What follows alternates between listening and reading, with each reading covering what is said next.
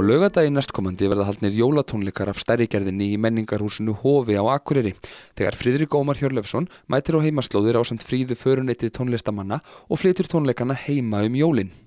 Undirbúningur hefur staðið nokkurt skeið en þetta annað árið í röð sem tónleikarnir eru haldnir í Hofi.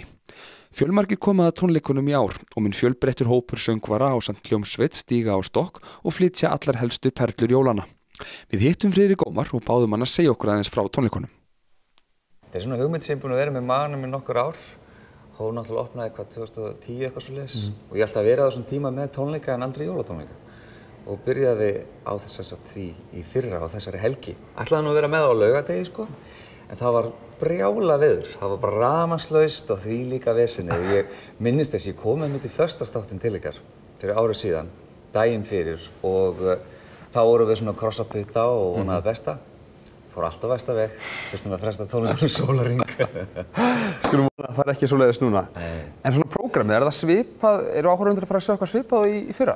Nei, það er náttúrulega einhver svona sömu lög kannski öðrum útsetningum, en það er nú bara þannig að það er svolítið trikki að búa til jólatónleika, að halda það árlega, vegna þess að manni langar að gera eitthvað nýtt og nýtt, en svo langar fólki oftast að heyra svolítið svipaða hluti. Og það er nú einhvern veginn þannig með jólin að við sækjum svolítið í hefðirnar á þetta gamla og þá sko þýðir búið lítið að vera að skipta því út fyrir eitthvað sem fólk hefur kannski ekki heyrt áður. En við erum einhverja svona blöndu, það er svolítið sagt. Hver eru með þér í þessu? Er þetta stór hljómsveit eða margir listamenn sem eru með þér í þessu? Já, við erum. Þetta sko 30 manna hópur sem er og stendur að þessu. Við erum með 7 manna hljómsveit og síðan eru við verðum nú held ég að 9 söngvarar eitthvað svoleiðis. Nei, 9 manna hljómsveit, já. Ég er orðinn alveg ruglaður í þessu. En það er allavega, það er búið að bætast alltaf í og maður er alltaf að reyna að gera betur. Og hvernig er svona eins og þú nefndir lögin, hvernig fer maður að því að velja þessi lög? Það er náttúrulega ógrynni af jólalögum til. Já. Hlýtur að vera dálítið ferli, hvernig fer þetta fram? En þetta eru svolítið mikið sömu lögin í mismunandi útsetningum, ef maður pælir í því. Það er einhvern veginn allir búin að taka White Christmas og The Christmas Song og íslensku lögin. En ég náttúrulega gaf út jólaplötu sjálfur í fyrra, sem með bæði eigin efni og efni eftir aðra. En svo er þetta bara, maður velur svolítið lögin eftir söngvarunum. Þú veist, ég er náttúrulega með æðislega söngvara og veist, allt frá Ragga Bjarna niður í Jóhannu Guðrúnu, sko, þá tala ég sko aldurslega. Og það er bara, maður þarf að velja náttúrulega lög sem henta þeim og útsetja þau, þannig að það hendi þeim vel og það er bara skemmtileg vinna, sko. Nú ert þú ekkert óvanur í að halda tónleika, heldur stóra tónleika reglulega. Hvernig er svo ferlið fyrir þessa tónleika? Er það bara svipað og fyrir aðra tónleika sem þú hefur verið að halda? Já, en sko listafólk er mjög upptekið á þessum tíma. Það er svona erfiðara að púsla þessu öllu saman.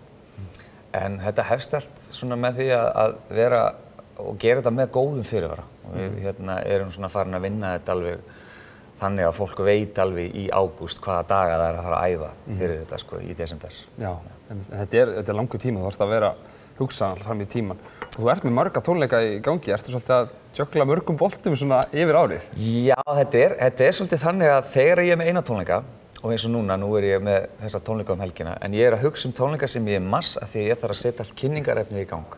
Það er aðalega það sem er svolítið svona flókið, þú veist, ég er kannski ekki alveg komið með hausinn í tónleikana sem er með á næsta ári, en kynningarefnið er allt á fullu og það þarf að fara að koma því út en nú er ég bara að fókusera á þetta, sko. Já, það er bara laugardagurinn. Laugardagurinn. Þetta er ekki bara einir eða tvennir tónleikar, þetta eru þrennir tónleikar. Já. Hvernig leggst það í þig? Þetta er ungt og leikhúsið. Við höfum gert þetta nokkur sinnum áður og þetta hefur verið alveg ótrúlega gaman og fólk hefur svona nokkri sem eru að kaupa miða og svona hvað verið ekki alveg búin á því á lokatónleikunum. En það er sko síður en svo, sko. Það er já, þetta er bara, það er eiginlega frekar leiðilegra að fá bara að gera þetta einu sinni. Það er svo gaman að gera þetta 2 eða 3 saman dag. Það er bara Hvernig farið það að halda ykkur samt í formi og góðu standi allan daginn? Þetta snýst að vera í góðum skóm. Þetta snýst að borða og hafa nuddara baksvís og nudda fætur og axlir og bara hugsa vel fólki. Ég er náttúrulega sko, ég er með Ragga Bjarna, sko, hann fær alveg svítuna hérna bakvið og Lazyboy stólinn og já, eftir að fara vel kallinn, sko. Það er rosalega gaman að hafa mann eins og hann í þessu. Hann er svo æðrulegur, svo flottur og sér einhvern veginn bransan og vinnuna svo fallega ennþá. Já, og gaman að sjá líka að það bara öll flóran í þessu, aldurslega og einhvern veginn bara tónlistarlega. Algjörlega, og svo erum við með Gissu Pál tenor og náttúrulega Helenu Eyjóls héðan sem að gera plötu, hugsið ykkur. Og hún tekur eitt lag af plötuna á tónleikunum sem við syngjum saman með þessi á plötun hennar. Þannig að ég vonast til þess að sjá bara sem flesta hérna á laugardegi. Já, einmitt. Klárlega góður vettvangur til þess að komast í jólagýrin. Já. Einhverjir miðar lausir? Er allt uppselt kannski? Nei, við höfum laust á tónleikana klukkan 10, en það alveg pakka klukkan 4 og 7. Þannig að bara endilega að tryggja sér síðustu sætin. Spennandi. Gangi ykkur vel. Takk. Ég held að það sé bara vel við hæfi kannski að kíkja á smá myndbrot frá því á tónleikunum í fyrra. Já, endilega. Takk fyrir spjallið, Friðrik. Takk fyrir.